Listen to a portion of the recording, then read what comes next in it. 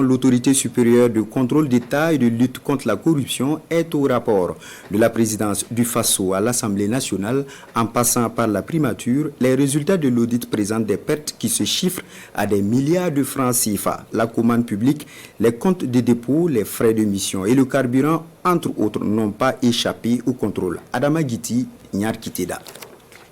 C'est une conférence de presse aux chiffres. D'une entité à une autre, le contrôleur général met le curseur sur les irrégularités.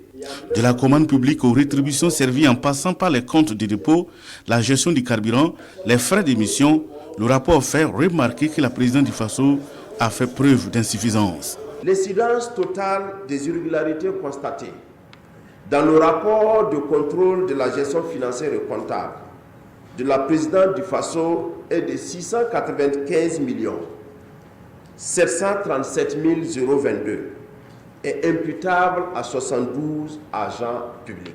Le constat est le même à la primature. L'ensemble des domaines soumis au contrôle dans cette entité révèle des irrégularités selon le rapport.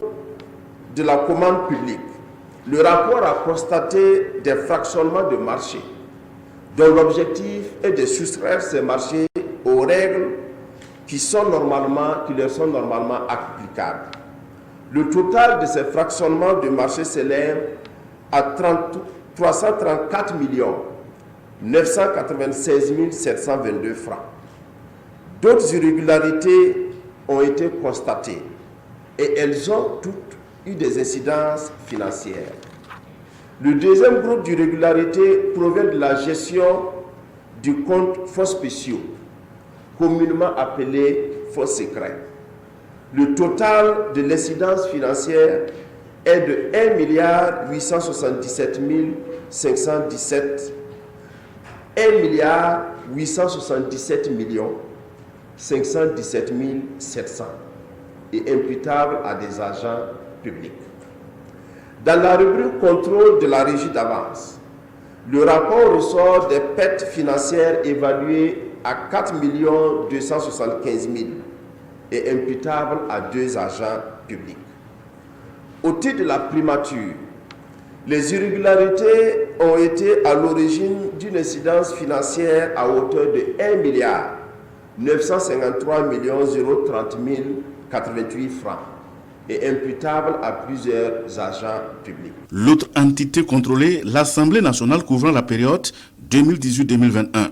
L'audit concerne l'état d'amortissement des frais de véhicules accordés aux députés, les charges du régime médico-social et l'évaluation du cadre juridique et réglementaire.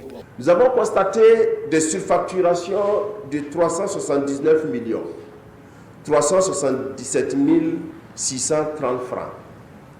La non-liquidation des pénalités de retard d'un montant cumulé de 313 039 311 francs.